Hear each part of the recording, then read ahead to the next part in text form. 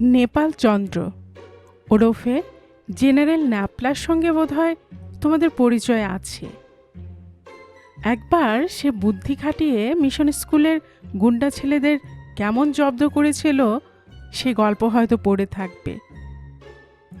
নেপাল ছেলেটি দেখতে রোগা পটকা বটে, আর বয়সও খুব কম, কিন্তু তার মাথায় এত রকম বুদ্ধি আসে যে কেউ তাকে ঘাঁটাতে সাহস করে না। বাংলার মাস্টার বলাই বাবু তার মাথায় গাঁটটা মেরে ভারী বিপদে পড়েছিলেন। সেই থেকে কোনো মাস্টার তার গায়ে হাত তুলতেন না। নেপাল পড়াশোনায় ভালোই ছিল, কিন্তু তবু পরীক্ষার সময় কার না ভয় হয়। বিশেষ বলাই বাবু ওত পেতে আছেন, একটু সুবিধা পেলেই তাকে ফেল করে দেবেন। বলাইবাবুর ভয়ে নেপাল ভীষণ মনোযোগ দিয়ে বাংলা পড়ছে, কিন্তু তবু প্রাণে শান্তি নেই, কি জানি কি হয়। সেদিন বাংলার পরীক্ষা। ভোরবেলা উঠেই নেপাল সজোরে পড়া মুখস্থ করতে আরম্ভ করে দিয়েছে। এমন সময় তার বন্ধু সুধা এসে হাজির। সুধা বলল, কি রে, আজও পড়া মুখস্থ করছিস? নেপাল বলল, হ্যাঁ ভাই, আজ যে বাংলা পরীক্ষা। সুধা বলল, বাংলা পরীক্ষা এত ভয় কিসের? তার চেয়ে চল, কালীতলায় একটা নতুন সাধু এসেছেন, তাকে দেখে আসি। সাধু দেখবার মতো মনের অবস্থা নেপালের ছিল না। সে বলল, না ভাই, আজ বলাইবাবু এক্সামিনার, আজ যদি একটা ভুল করি তাহলে আর রক্ষে থাকবে না। সুধার নিজের সাধু দেখবার খুব ইচ্ছা, অথচ একলা যেতেও কেমন বাঁধো বাঁধো থাকে। তাই সে সাধুর বর্ণনা আরম্ভ করল। বলল, কি আশ্চর্য সাধু ভাই, তার নাম স্বামী চপেটানন্দ। ভক্তেরা তাকে চড়ু বাবাজি বলে ডাকে। তিনি নাকি যাকে একটি চড় মারেন তার কার্যসিদ্ধি হবেই। নেপাল অবাক হয়ে বলল, যা, তা কখনো হয়? সুধা বলল, হ্যাঁ রে, তার চড়ের নাকি অদ্ভুত গুণ। সমরেশদার ছোট ভাই ক্যাবলার ইয়া বড় পিলে হয়েছিল। চড়ু বাবাজি তাকে একটা চড় মারলেন, ব্যাস পিলে অমনি ভালো হয়ে গেছে। হ্যাঁ, বলিস কি? হ্যাঁ, ভয়ঙ্কর ভালো সাধু, যে যা মানুষ করে যায় তার তা সিদ্ধ হবেই। স্বামীজির চড়ের এমনি মহিমা। নেপালের মাথায় অমনি বুদ্ধি গজালো। সে ভাবতে ভাবতে বলল, আচ্ছা মনে কর তিনি যদি আমাকে একটা চড় মারেন, তাহলে আমি পরীক্ষায় পাশ করতে পারবো? সুধা ভারী উৎসাহের সঙ্গে বলল, নিশ্চয় পারবি, বলাইবাবু তোকে কিছুতেই ফেল করাতে পারবেন না। তাই চল নেপাল, চড়ু বাবাজির কাছে একটা চড় খেয়ে আসবি, ব্যাস কেল্লা ফতে, পড়তে হবে না কিছুই, ড্যাং ড্যাং করে পাশ করে যাবি। আমিও চড় খাবো, যা থাকে বড়াতে। হিস্ট্রিটা ভালো লিখতে পারিনি, তারিখগুলো আমার একদম মনে থাকে না। চল, আর দেরি নয়। নেপাল আর লোভ সামলাতে পারল না, বেরিয়ে পড়ল। গঙ্গার ধারে কালীতলা, সেখানে প্রকাণ্ড অশ্বত্থ গাছের নিচে বাঘের চামড়ার উপর চপেটানন্দ স্বামী বসে আছেন।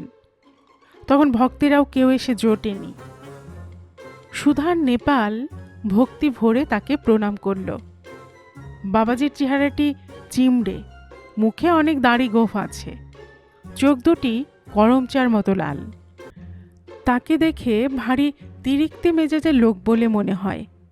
তিনি আবার কথা কন না, সবসময় মৌনী হয়ে থাকেন। সুধার নেপালকে তিনি হাত তুলে আশীর্বাদ করলেন। চড়ুই বাবাজির রুক্ষ চেহারা দেখে নেপালের খুব ভরসা হলো। সে ভাবল, নিশ্চয়ই ইনি খুব তেজি সন্ন্যাসী, এর চড় কখনো বিফল হবে না।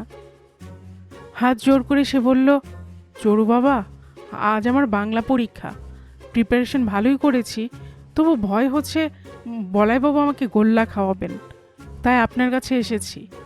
আপনি যদি দয়া করে আমাকে একটি চড় মারেন তো ভালো হয়। বেশি জোরে মারবেন না প্রভু, আস্তে মারলেই কাজ হবে। কিন্তু চড়ু মহারাজ তা শুনবেন কেন? তিনি নেপালের গালে একটি 82 শিক্ষা ওজনের চড় কষিয়ে দিলেন। নেপাল একে দুর্বল, তারপর হঠাৎ এত বড় চর আশাই করেনি। সে একেবারে চিৎপটাং হয়ে গেল। চপেটানন্দ স্বামী চর মেরে আবার গম্ভীর হয়ে বসে রইলেন। গালে হাত বুলোতে বুলোতে নেপাল উঠে বসল। তার মাথাটা কেমন ঘুলিয়ে গিয়েছিল, কিন্তু তবু কাউকে কিছু বলবার নেই।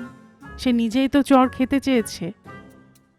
সুধা তার হাত ধরে টানতে টানতে বলল, আয় নেপাল, তোর কাজ হয়ে গেছে, এবার নিশ্চয় পাশ করবি। সুধা নিজে আর চর খেল না। বাবাজির চরের বহর দেখেই তার পিলে চমকে গিয়েছিল। সে মনে মনে ভাবল, কি হবে চর খেয়ে? হিস্ট্রি পরীক্ষা তো হয়ে গেছে, এখন চর খেলে হয়তো কোনো ফলই হবে না। তার চেয়ে নেপাল চর খেয়েছে, এই ভালো হয়েছে। ভালো কিন্তু মোটেই হয়নি। নেপাল সেদিন বাংলা পরীক্ষা দিল বটে, কিন্তু চর খেয়ে তার মাথা ঘুলিয়ে গিয়েছিল বলেই হোক অথবা যে কারণেই হোক, বেচারা পাশ করতে পারল না। বলাইবাবু তাকে অনেক গোল্লা দিলেন। এদিকে কি করে জানি না, স্বামী চপেটানন্দের কাছে চর খাওয়ার খবরটা ক্রমে স্কুলে রাষ্ট্র হয়ে গেল। সবাই নেপালকে ঠাট্টা করতে আরম্ভ করল। কেউ বলল, কিরে চর খেলি তবু পাশ করতে পারলি না? কেউ বলল, আর একটা চর খেয়ে আয়, তাহলে তোর মাথায় বুদ্ধি গজাবে। গিরিন বলল, নাপলা, আমি একটা হনুমান পুষেছি, তুই তার সঙ্গে বন্ধুত্ব কর, তাহলে তোর বুদ্ধি বাড়বে। এতদিন বুদ্ধির জন্য সবাই নেপালকে মনে মনে ভয় করত, তাই এখন বোকা বলবার সুযোগ পেয়ে সকলে মনের আনন্দে তাকে খ্যাপাতে শুরু করল। নেপালের মনের অবস্থা সহজেই বোঝা যায়। সে ভারী মুষড়ে পড়ল। চড়ু বাবাজি যে একটা ভণ্ড সন্ন্যাসী, তাতে আর সন্দেহ রইল না। যদি সত্যিকার সাধুই হবে, তবে সে ফেল করল কেন? কয়েকদিন কেটে গেল। তারপর একদিন সন্ধেবেলায় সুধার সঙ্গে খেলার মাঠে নেপালের দেখা হলো। নেপাল মুখ ফিরিয়ে চলে যাচ্ছিল। সুধা অনেক খোসামত করে তার সঙ্গে ভাব করল। নেপাল বলল, তুই যত নষ্টের গোড়া।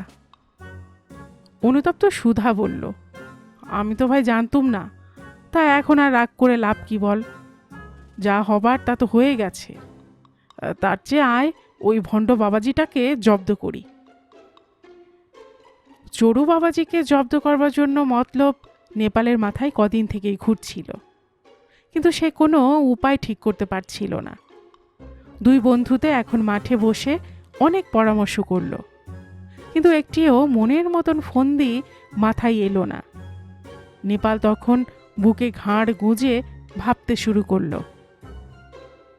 আধ ঘন্টা পরে সে হঠাৎ লাফিয়ে উঠে বলল, হয়েছে হয়েছে, এবার বাবাজিকে চর মারার মজা টের পাইয়ে দেব। মহাবীর। সুধা আশ্চর্য হয়ে বলল, মহাবীর কি? নেপাল বলল, গিরিন্দার মহাবীর। এখন চল, কাল সকালে সব ঠিক হবে। গিরিন্দাকেও দলে নিতে হবে। পরদিন সকালবেলা স্বামী চপেটানন্দ তার বাঘের চামড়ার উপর শুয়েছিলেন, আর দুজন ভক্ত তার পা টিপে দিচ্ছিল। এমন সময় গিরিন, সুধা আর নেপাল গুটি গুটি সেখানে গিয়ে উপস্থিত। গিরিনের কোলে একটি 7-8 বছরের ছেলে কিংবা মেয়ে, আগাগোড়া র্যাপারে ঢাকা। মনে হয় বুঝি তার ভারী অসুখ করেছে, তাই তাকে চড়ু বাবাজির চর খাওয়ানোর জন্য আনা হয়েছে। এরকম রোগী বাবাজির কাছে রোজ 2-4 জন আসে। 3 জন স্বামীজিকে দণ্ডবধ করল। একজন ভক্ত গিরিনের কোলের র্যাপার মূর্তি দেখিয়ে বলল, ওর কি হয়েছে? নেপাল বিনীত স্বরে বলল, ওর বড় অসুখ, তাই বাবাজির কাছে নিয়ে এসেছি। উনি যদি দয়া করে একে ভালো করে দেন। ভক্ত বলল, তা ভালো করে দেবে, ওর কি রোগ হয়েছে? নেপাল বলল, তা তো জানি না, কিন্তু ও কথা বলতে পারে না। এখন যদি ওর মুখে কথা ফুটিয়ে দিতে পারেন তো ভালো হয়। আমরা 5 টাকা মানত করেছি, বাবাজির পায়ে প্রণামী দেব, যদি একে ভালো করে দিতে পারেন। প্রণামীর কথা শুনে চপেটানন্দ উঠে বসলেন। ভক্ত বলল, এই এ আর বেশি কথা কি, প্রভু চর মেরে অনেক বড় বড় রোগ ভালো করেছেন। ওকে কাছে নিয়ে এসো। কিন্তু ও বড় রাগী, আর কিছুতে মুখ খুলতে চায় না। ভক্ত বলল, তাতে ক্ষতি নেই, বাবার চর খেলেই সব রোগ সেরে যাবে। কথা কতে পারবে তো?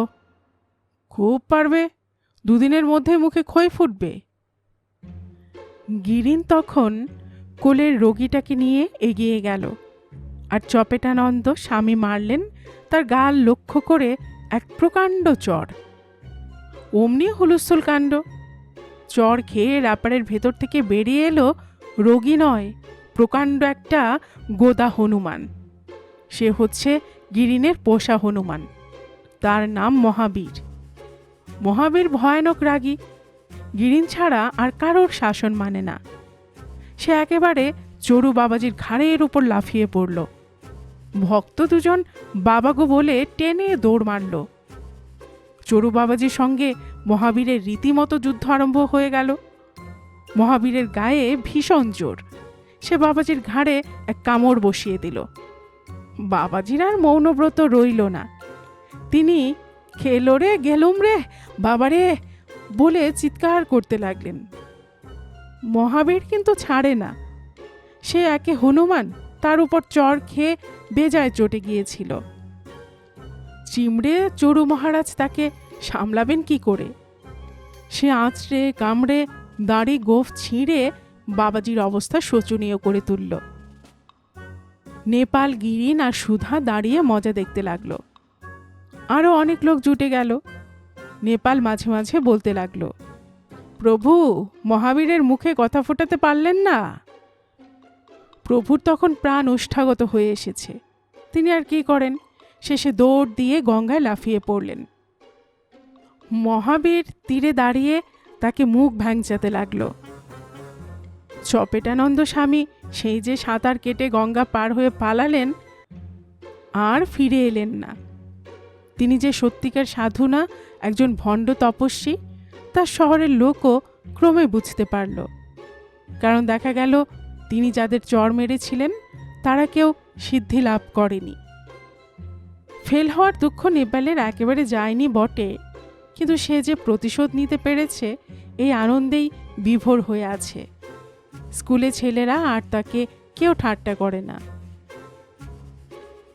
গল্পকুটুম চ্যানেলে এতক্ষণ আপনারা শুনছিলেন শরদিন্দু বন্দ্যোপাধ্যায়ের লেখা একটি মুচকি হাসির গল্প, স্বামী চপেটানন্দ। আর এতক্ষণ গল্প পড়ে শোনাচ্ছিলাম আমি রোমানা নূপুর।